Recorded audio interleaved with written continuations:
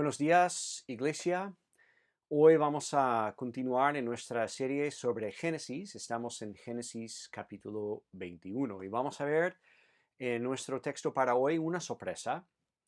En realidad la vida está llena de sorpresas y yo no sé vosotros, pero las sorpresas a mí me suelen incomodar. Y creo que es así porque, siendo honesto, pues a mí me gustaría pensar que tuviera las cosas bajo control. Me gusta pensar que sé lo que está pasando y tener cierta sensación de seguridad en medio de mi vida, pero las sorpresas, sobre todo las que no son agradables, me recuerdan que se me escapan muchas cosas. Incluso a veces las sorpresas pues nos pueden romper los esquemas. Y como he dicho, hay una sorpresa en Génesis 21 que debe romper nuestros esquemas, la verdad. Como, como suele hacer, Dios interviene en la explicación del texto. Vemos que Dios interviene y como hace a menudo, va un poco en contra de nuestros instintos su actuar. Y resulta que esta sorpresa que Dios nos da acaba resaltando la necesidad que tenemos de depender en Él, de confiar en Él, en su provisión y en su manera de hacer las cosas y no en la nuestra. ¿Vale? Entonces, te pregunto en esta mañana, la respuesta va a ser que sí, pero te pregunto, ¿quieres vivir una vida llena de gozo, libertad y santidad? Yo sí, claro que sí. Y el mensaje de Génesis 21 es que tenemos que aprender a confiar en Dios para tener esto. Vamos a dejar que Dios nos sorprenda nuevamente. Bueno, entonces, en Génesis, como hemos visto en los últimos sermones, pues la gente se ríe, aunque no siempre de buena manera. Recordamos que Dios le dijo a Abraham en Génesis 18 que tendría un hijo con Sara.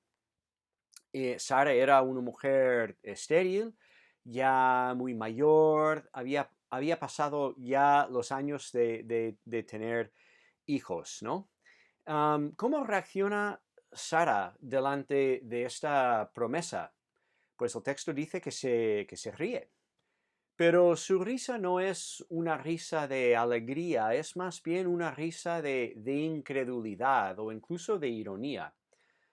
Sara dice, pregunta, ¿después que he envejecido, tendré deleite, siendo también mi señor ya viejo? Es como si dijera, "Ja, vaya, ¿cómo va a ser esto? ¿Cómo vamos a tener un hijo cuando mi esposa y yo somos viejos como dinosaurios? ¿Cómo puede ser? Esto es imposible. Pero para Dios no hay nada imposible. Y en Génesis 21, como José nos explicó la semana pasada, vemos el cumplimiento de esta promesa. Sara da un hijo a Abraham y se vuelve a reír, pero esta vez se ríe de alegría. Se ríe de alegría. Y tanto es su alegría que le dan el nombre Isaac al niño. Isaac significa él ríe. Esto nos lleva al texto para hoy en Génesis 21 a partir del versículo 8. Vemos que Abraham monta una fiesta para su hijo. Génesis 21:8 dice, y creció el niño y fue destetado. E hizo Abraham gran banquete el día que fue destetado Isaac. Vale, ¿de qué se trata esto? Bueno, pues en aquel entonces los niños cuando llegaron a tener 2 o 3 años, pues la familia solía celebrar este hecho, porque entonces la mortalidad infantil era bastante más elevada que hoy en día. Y al llegar a este punto con esa edad y al destetarse el niño, pues significaba que tenía más posibilidades para sobrevivir. Entonces lo celebran con una gran fiesta en su honor. Pero vemos en el texto que no todo es alegría en este día. En un momento Sara ve a Ismael burlándose, dice el versículo 9, burlándose de Isaac. Detalle curioso, esta palabra que se traduce como burlarse es la misma palabra que se traduce como reír en el versículo 6. Sara se ríe, Ismael se burla. ¿Vale? Es la misma palabra, lo que pasa es que estamos hablando del hebreo y no se trata de dar una clase de hebreo ahora, pero es una forma diferente que tiene un matiz diferente. Entonces, la risa de Ismael no es buena, no es buena, es algo malo. En el mejor de los casos, Ismael quizás está llamando la atención a sí mismo en este día que la fiesta tenía que ser más bien para Isaac. Eso sería en el mejor de los casos, pero es más probable que Ismael, bueno, más bien, no sé, menospreciaba a Isaac o incluso que abusaba de él, ¿vale? Esta risa no es buena. Lo sabemos porque Pablo habla también de este momento y dice que Ismaelito no se comportó bien. Más bien, Gálatas 4:29, Ismael perseguía a Isaac. Eso es lo que leemos en Pablo. Entonces hay, podríamos decir en términos modernos, un poco de bullying en la familia de Abraham.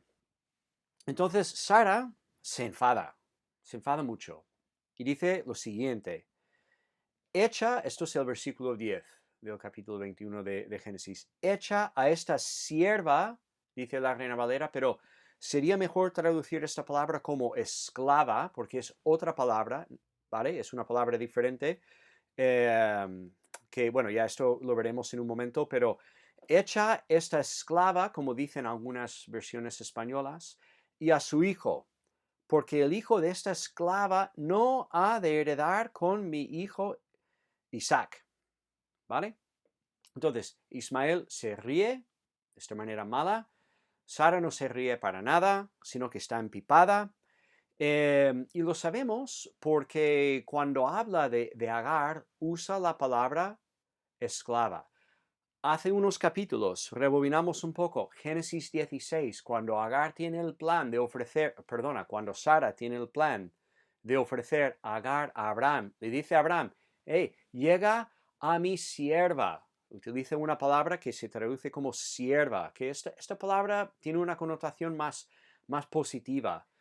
Pero aquí en Génesis 21 usa otra palabra que es más bien esclava. Sierva, esclava. Ahora, esa palabra esclava tiene una connotación negativa y podemos deducir que Agar no siente mucho, que Sara no siente mucho afecto para Agar en estos momentos. Sara más bien quiere que Abraham expulse a Agar e Ismael y manda a su esposo. Dice, utilizando una palabra, esta palabra de expulsar, que es la misma palabra que se usa en Génesis 3:24, cuando se dice que Adán fue expulsado del jardín o fue echado fuera del jardín, ¿vale? O Caín, que fue echado de la tierra, es la misma palabra, ¿vale?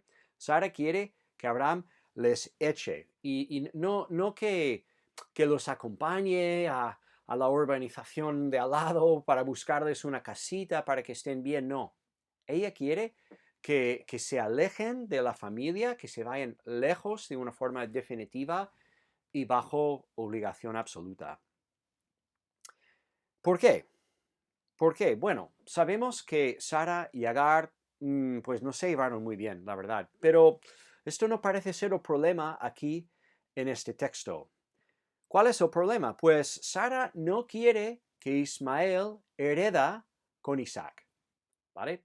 Ismael es hijo también de Abraham y de hecho es el hijo mayor y tiene el derecho de heredar. Y Sara no lo quiere. Quiere que Isaac sea el único heredero. Y la única manera para conseguir esto es echar a Ismael fuera de la familia para que Isaac pueda heredar en su lugar. Bueno, el texto nos dice en el 11 que esto no le hizo mucha gracia a Abraham. El texto dice que este dicho pareció grave en gran manera a Abraham a causa de su hijo. bueno, normal. Abraham amaba a Ismael, era hijo suyo, y entonces lo que Sara le pide es muy heavy, es que es muy difícil esto.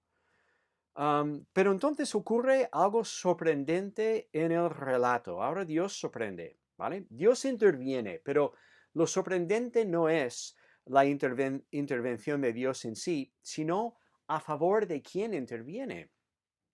Leemos y pensamos, bueno, pobre Agar, su hijo, claro, no se ha portado bien, vale, pero no es para tanto echarle fuera y además al desierto, donde, a ver, el chaval tiene 13 años, no tiene la capacidad todavía para proteger, proveer para su madre, para cuidarla. No, es que van al desierto como para morir, realmente. Es como si, no sé, un día te llaman desde el colegio y dicen, bueno, tu hijo ha estado haciendo bullying a otro, ¿no?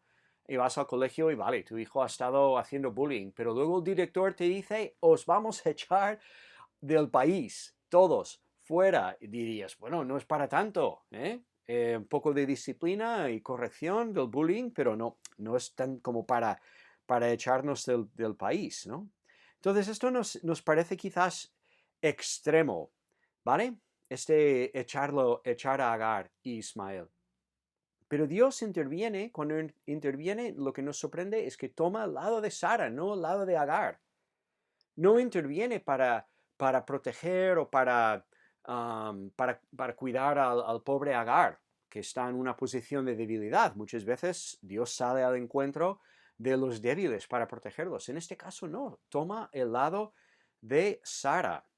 No aprueba necesariamente las intenciones de Sara, pero sí confirma la razón que ella da para la expulsión. Dios le dice a Abraham, haz caso a Sara, porque en Isaac te será llamada descendencia. ¿Eh? Es decir, Dios pretende traer bendición al mundo, pero no será por medio de Ismael, sino que será por medio de Isaac, que es el hijo prometido. Bueno, entonces en los siguientes versículos vemos que Abraham hace caso a Sara y echa a Agar y el niño. No perdamos el siguiente detalle, porque el texto nos dice esto en los versículos del 4 al 16, perdona, 14 al 16, en el 14 dice, entonces Abraham se levantó muy de mañana,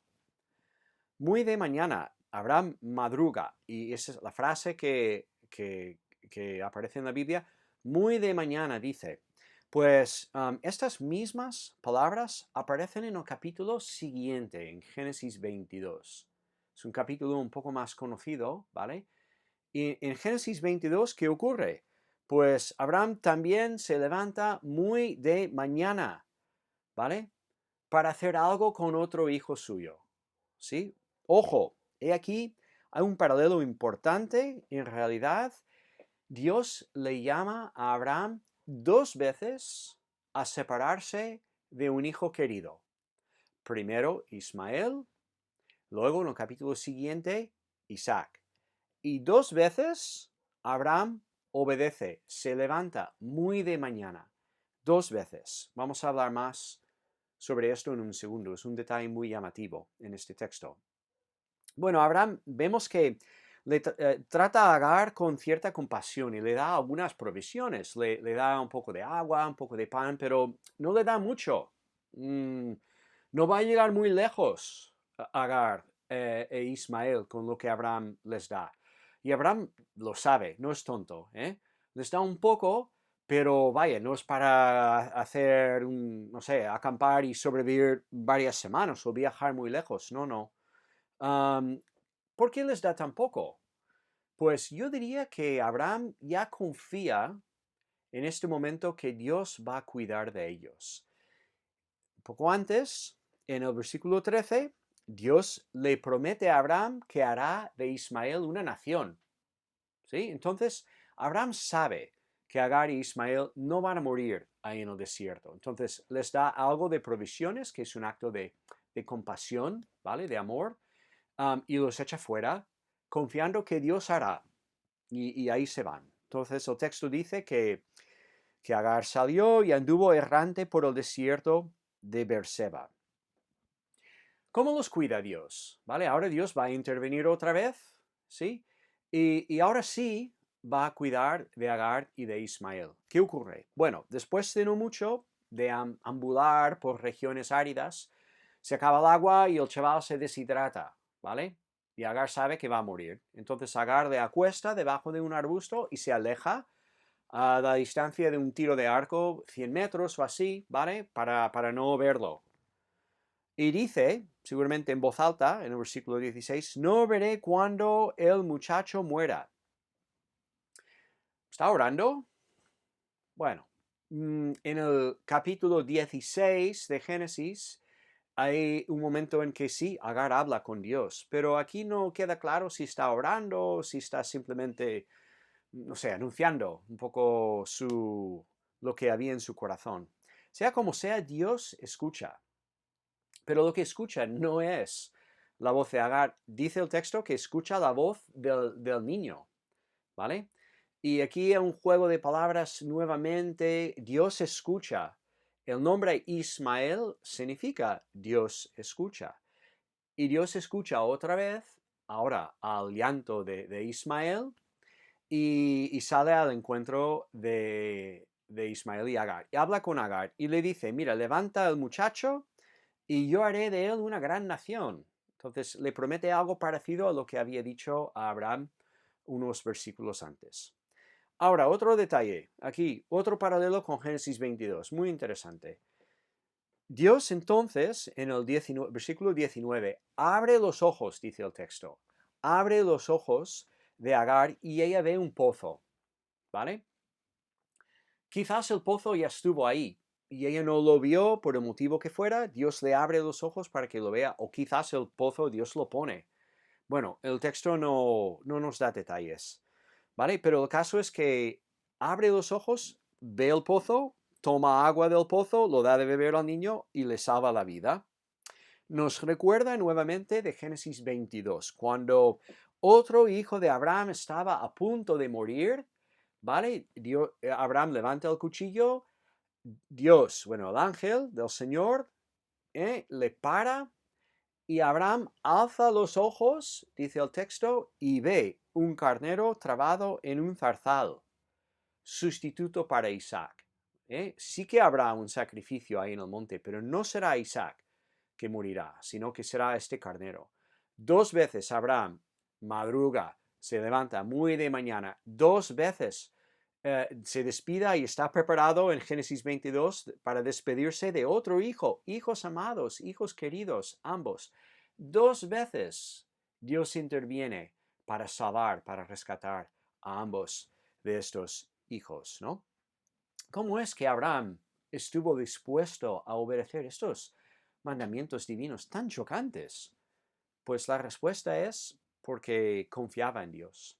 Confiaba que cuidaría de sus hijos, confiaba en la provisión de Dios, confiaba en su misericordia y vemos en el texto de Génesis que ambas veces Dios provee. ¿Vale? Vale, hasta aquí. Lo que vemos aquí es un Abraham ya más mayor. La fe de Abraham tambaleaba antes y hacía cositas que no tenía que hacer, como lo de Agar, Génesis 16. Pero ahora el Abraham mayor confía en Dios y le obedece. ¿Vale? Bueno, tenemos que trabajar un poco más antes de aplicar este texto a nosotros, aunque seguro que podéis ver por dónde van los tiros en cuanto a la aplicación para nuestras vidas. Bueno, vemos que en este texto, lo que acabamos de estudiar en Génesis 21, aparece otra vez en el Nuevo Testamento. Ismael en Génesis no, la verdad es que Génesis no habla mucho más de él, ¿vale? O sea, Ismael aparece nuevamente para enterrar a su padre cuando Abraham muere. Luego tenemos su genealogía, Génesis 25, pero en el Antiguo Testamento no se habla mucho más de él. Entonces nos resulta sorprendente, ¿vale? También es una sorpresa cuando leemos en Gálatas, ¿vale? La carta de Pablo a los Gálatas, que Pablo hace referencia a él y dice, no heredará el hijo de la esclava, ¿okay? Ismael, no heredará el hijo de la esclava con el hijo de la libre, Isaac. ¿De qué está hablando Pablo? ¿Qué tiene que ver eso de Ismael e Isaac con lo que está pasando en Galacia, en la iglesia? Bueno, sin meternos en muchos detalles, recordemos, ¿vale? Un poco que en Gálatas, ¿qué pasaba? Pues había unas personas del trasfondo judío que habían llegado a la iglesia ahí en Galacia y iban diciendo por ahí que, bueno, está muy bien confiar en Jesús y tal, pero también, si quieres salvarte, tienes que obedecer la ley de Moisés, ¿sí? Entonces, no basta solamente confiar en Jesús, también tienes que obedecer esta ley. Pablo, frente a esa falsa enseñanza, pues también se enfada y escribe para rebatir esta idea y insiste con los Gálatas que deben continuar confiando solamente en Jesús y no en sus propios esfuerzos para estar bien con Dios, ¿vale? Ese es el mensaje principal de Gálatas. Vale, en esa carta a los Gálatas, Pablo habla de Abraham y habla bien de Abraham. En Gálatas 3 dice que los que tienen la fe que Abraham tuvo son benditos con él, ¿sí? Que la bendición viene por la fe. Esto fue el caso en la vida de Abraham. Pero también habla de un momento en la vida de Abraham en que su fe tambaleaba un poco, ¿eh? En Gálatas 4 hace referencia a Génesis 16. En Gálatas 4, Pablo dice que el hijo de la esclava, Ismael, nació según la carne. Según la carne. ¿Cómo nació Ismael? Pues francamente, según una maquinación de Sara y Abraham, según un plan no aprobado por Dios, según sus propios recursos. Bueno, vamos a ver si podemos tener el hijo prometido, el heredero, como no viene por la vía prometida mía, pues vamos a probar con Agar. Eso es un plan, es una maquinación, es un esfuerzo suyo para conseguir que la promesa se cumpla, ¿vale? Nació según la carne, según el esfuerzo humano, incluso según un plan pues rebelde, pecaminoso. Esta no fue la intención de Dios. Así nació Ismael. Pero Isaac, Pablo dice, es el hijo de la libre, nació por la promesa. Isaac nace no por esfuerzo humano, sino por la intervención divina. Es que es un milagro. Eran tan viejos los dos, Abraham y Sara, era imposible humanamente hablando que tuviesen un hijo. Pero por intervención divina, obra divina, la obra de Dios, nace Isaac, el hijo prometido. ¿Qué pasa? Bueno, pues Ismael e Isaac, ¿vale? Para Pablo representan dos religiones, ¿sí? Ismael representa el judaísmo no creyente, que depende o dependía de las obras de la ley para estar bien con Dios. ¿Sí? Ahí los fariseos, por ejemplo. Y de ahí también salen los judaizantes que atacan a la iglesia en Galacia. Ismael representa el judaísmo no creyente. En cambio, Isaac, que nace por promesa, ¿sí? Sin esfuerzo humano, representa a los creyentes de verdad, los creyentes que dependen de la provisión de Dios para su salvación. Estos, los de Isaac, son benditos, los de Ismael no. Y aquí es donde Pablo sorprende mucho, que no nos choca tanto a nosotros, pero en el contexto del primer siglo esto hubiera chocado mucho, porque relaciona a los judíos con Ismael. Y claro, los judíos piensan, no, nuestro padre es Abraham y venimos de Isaac, de Jacob, somos de Isaac. Y Pablo dice que no sois de Isaac, sois más bien de Ismael. Esto hubiera chocado tanto, es como si dijeras a un fan, un culé, un fan comprometido del Barça. No, realmente tú eres de Real Madrid. ¿Cómo? ¿Qué me dices? No, esto choca, incluso aún más, ¿no? Porque aquí estamos hablando de temas de religión y relación con Dios, ¿no? ¿Qué está diciendo Pablo? Punto principal de este pasaje. Si tramamos nuestros propios planes para manejar nuestras vidas, para manejar nuestra relación con Dios, acabamos resistiendo a Dios y corremos el riesgo de quedarnos fuera de la esfera de bendición. La bendición de Dios solo viene por su intervención, no por nuestras maquinaciones y nuestros esfuerzos. ¿Vale? Bueno, vamos a ir concluyendo.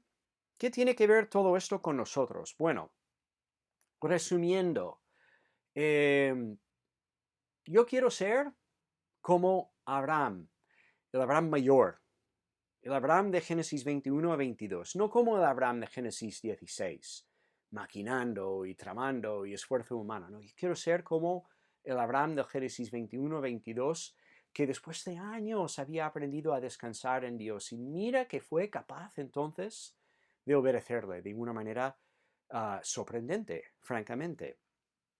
Pero ¿qué pasa? Pues estamos tentados continuamente a depender de nosotros mismos, a salvarnos a nosotros mismos, ¿vale? Si podemos parar un momento y apartar todas las distracciones que usamos para tapar el malestar que tenemos, ¿vale? Y analizamos un poco, nos damos cuenta que sentimos todos necesidad.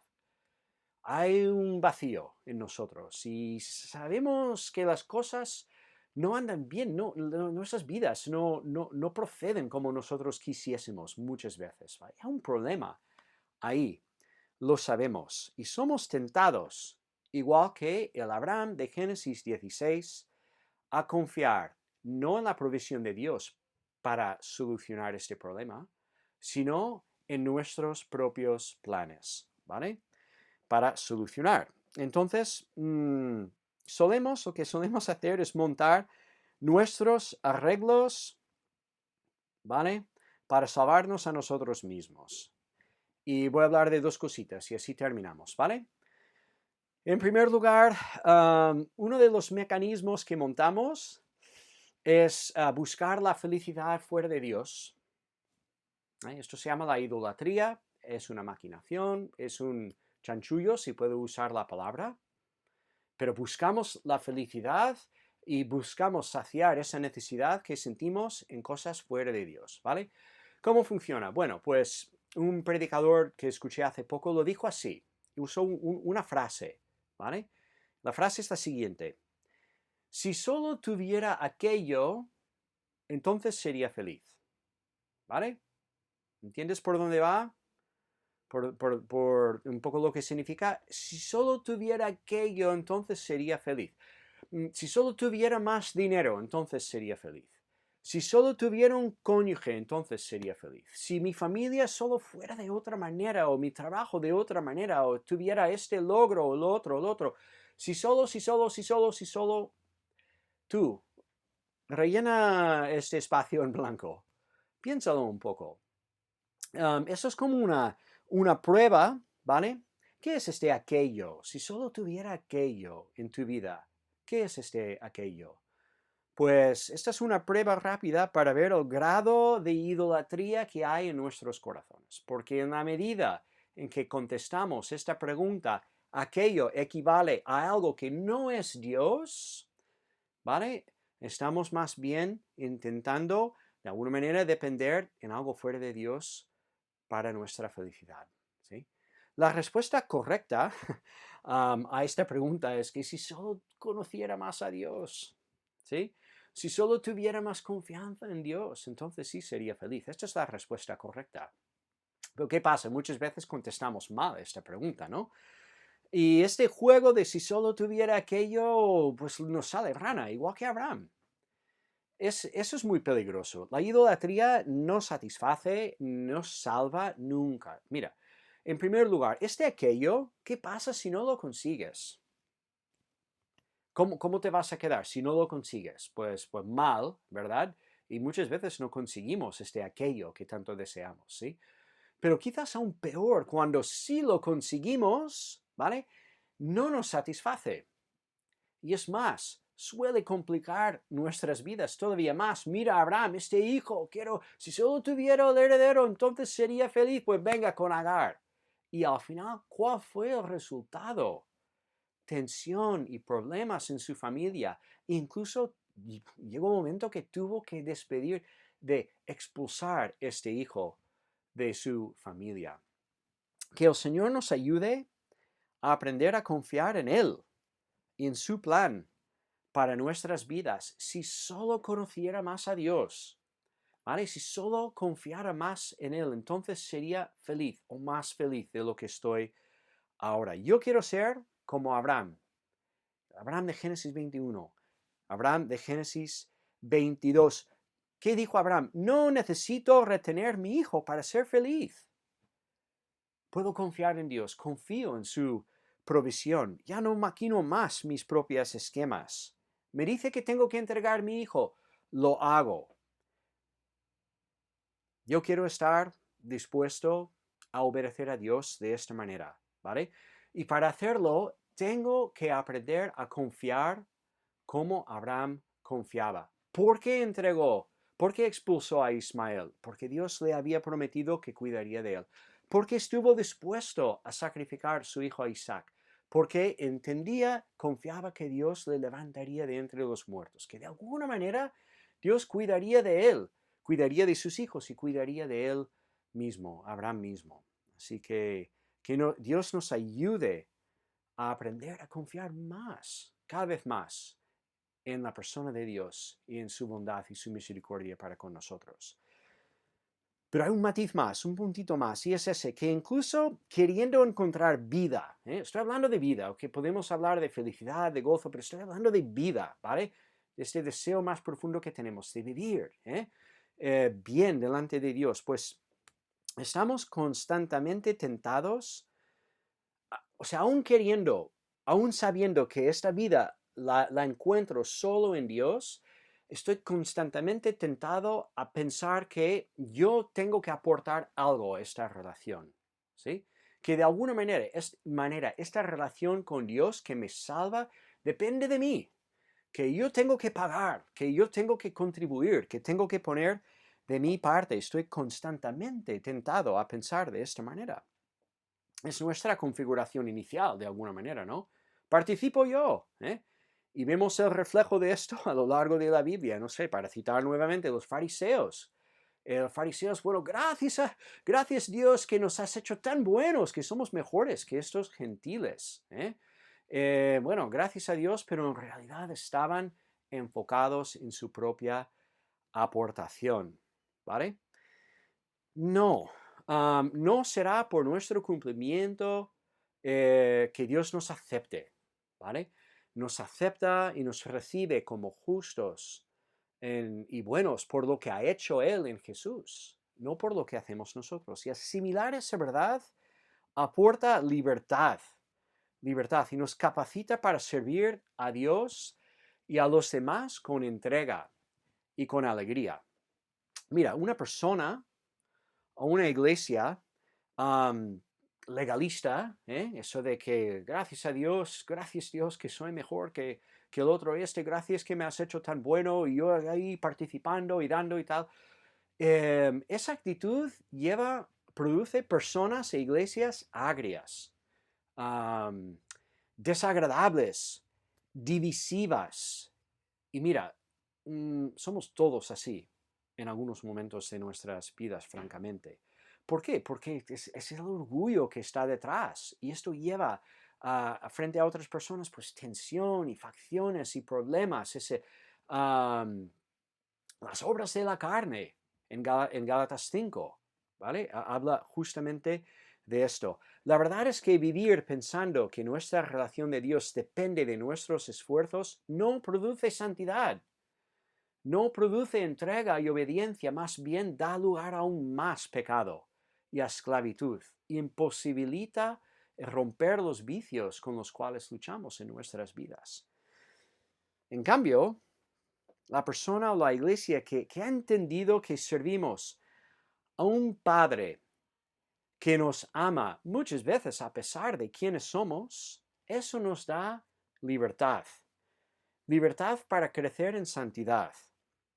Mira nuevamente a Abraham al final de su vida, dispuesto a dar sus propios hijos, pues no porque pensaba que tenía que ganar algo con Dios. Bueno, si no lo hago, Dios me va a dar. No, esto no está en el texto de Génesis, ni en el texto de Pablo. Más bien, Abraham aprendió a confiar en la provisión de Dios, lo cual le capacitó para obedecer a Dios de maneras sorprendentes.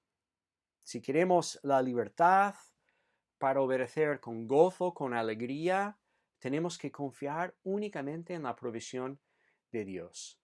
Y esta provisión viene en otro hijo, en otra sorpresa. El mensaje de Génesis 21 justamente es este, ¿vale? Nos lleva a Jesús en el fondo, ¿vale? Dios va a bendecir el mundo por la promesa, no por nuestros esfuerzos. Nos va a bendecir a nosotros por sus promesas y su provisión y su intervención, y no por nuestras maquinaciones, no. Si queremos participar en esta bendición, tenemos que confiar en la promesa, ¿vale? Isaac, el hijo de la promesa.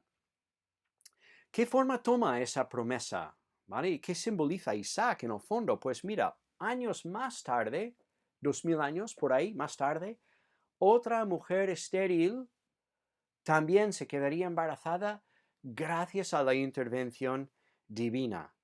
Nacería un hijo querido, el hijo prometido, pero sorpresa, este hijo muere. ¿Sí? Isaac no muere con Abraham. Isaac no, pero Jesús sí muere, tiene que morir. Muere en nuestro lugar este hijo querido de su Padre Celestial. A diferencia de Isaac, murió en el monte, ahí murió. Pero gracias a esa muerte y 3 días más tarde su resurrección, Jesús hereda definitivamente una vida al lado de su Padre, llena de alegría, de gozo, de paz, de santidad, de todo. Lo hereda. Y Él comparte esta herencia con todos nosotros que confiamos en Él. Jesús trae verdadera libertad. Es el que nos pone en buena relación con este mismo Dios de Abraham. Que Dios nos ayude a confiar cada vez más en Él y que esta fe produzca en nuestras vidas frutos de libertad, de santidad, de alegría, de gozo. Oremos.